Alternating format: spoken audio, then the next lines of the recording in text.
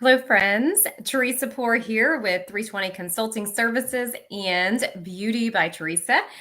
I am starting this new series that I want to bring to you first, and it is all about becoming a person of influence. You see, I feel like most people have a pursuit to become a person of affluence, but they forget that it's so much more important to become a person of influence and the steps that it takes to get there. So, over the next couple of days, I'm going to be sharing with you really what it takes to have the ability to influence others. And before I get started, I do want to say hello and welcome. And I want to give you the actual, like, Webster's definition of what it means to have influence. And that is the capacity to have an effect on the character development of someone or something or the effect itself. And becoming a person of influence, whether you are trying to influence your spouse, your children, people on your way to your leadership development, maybe in your community or in your church, it is so important the steps that you take and the responsibility that you have to own in order to become a person of influence.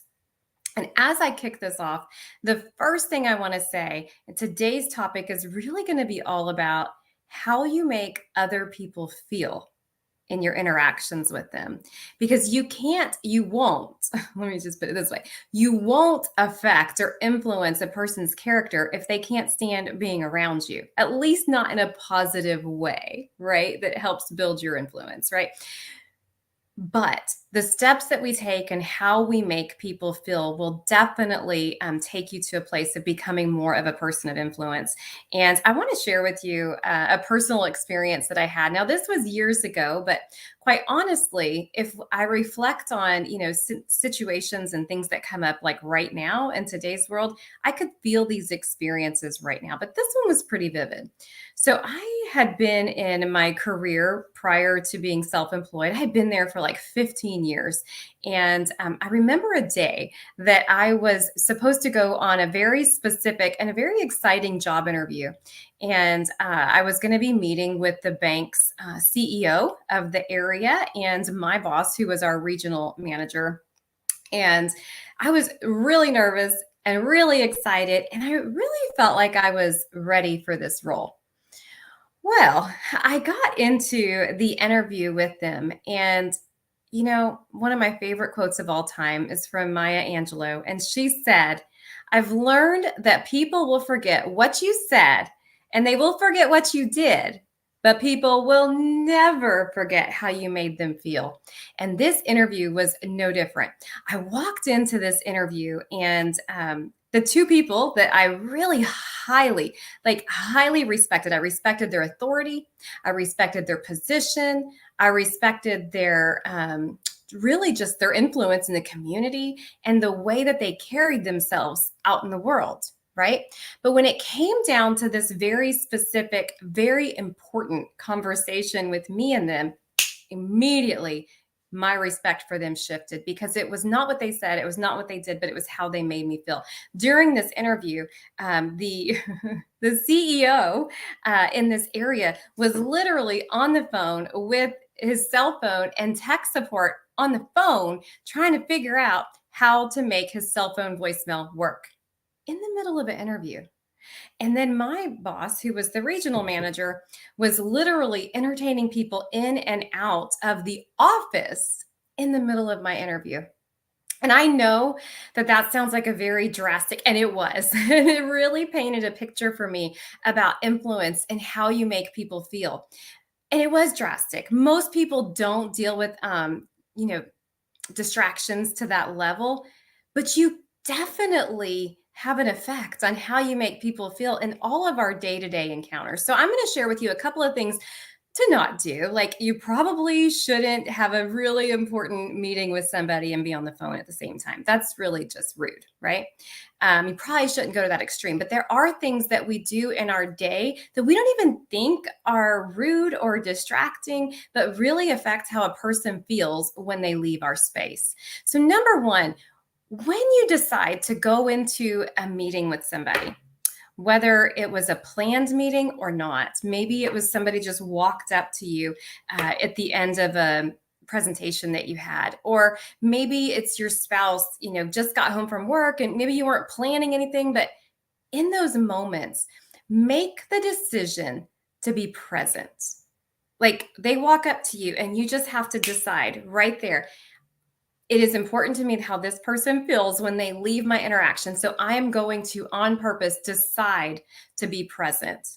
How you can do that, some really big things you can do is, make sure that you put your distractions down. Hang up the phone if you're on the phone. Get off Facebook if you're on Facebook. Maybe don't have all the notifications going off on your smart device at all times, because that can be extremely distracting. But let them know, hey, in this moment, I'm 100% about you and I'm going to be present. Another thing you can do in that is really maintain eye contact. Have you ever tried to have a conversation with somebody and they don't look at you in the eyes and you're like, hello, are you listening to me?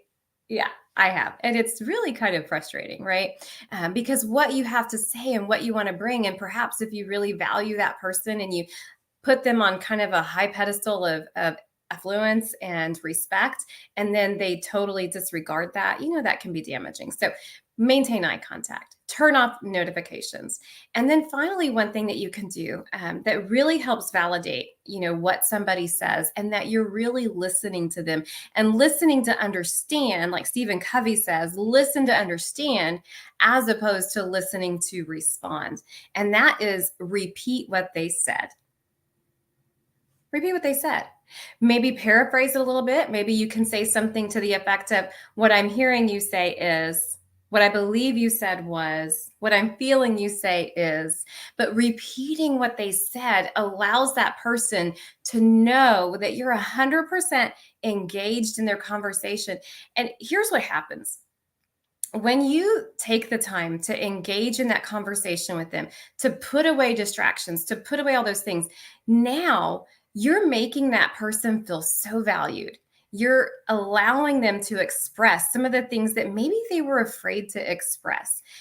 We're all walking around with however many years of baggage behind us. And sometimes if you're a person of influence, somebody wants to share some of that information with you. And maybe you need to guard it a little bit. You don't want all of their bleh right on top of you.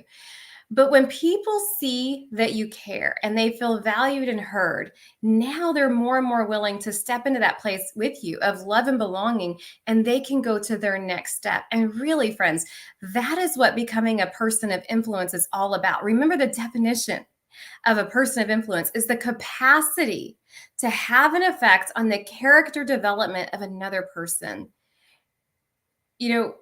We are given opportunities every single day to make a positive influence, to add to or multiply into somebody else's life. But many times, because of distractions, because of selfishness, and we don't even think about it, but because of those things, we end up subtracting from people's life and really validating that maybe they weren't good enough to begin with. Those thoughts that pop up in their head, as opposed to becoming a person of influence who really enhances the ability for somebody to expand on their character. So I look forward to sharing more and more about what it is that we can do every single day in interactions to become more of a person of influence, because really and truly, the people come into your path for a reason, and we want to help everybody that we have a chance to encounter to grow, to feel better, and to be seen, valued, and heard. So today it's all about how you make them feel, being present, maintaining eye contact, turning off notifications, and deciding on purpose that you're going to be present in this moment. I can't wait to share with you what tomorrow will look like. But until then, practice this. Like, you have to legitimately practice being intentional to create that life of becoming a person of influence. So God bless you, friends. Thank you for watching with me today. Please leave your comments. If you had a crazy experience with somebody, let's revisit it. Let's look at it. What can you do in your future opportunities with people to change interactions and to make sure you maintain that positive energy of being a person of influence? Thank you for watching. Teresa Poor with 320 Consulting Services and Beauty by Teresa. My mission is helping you live your life's purpose by living your life on purpose. Have a great day.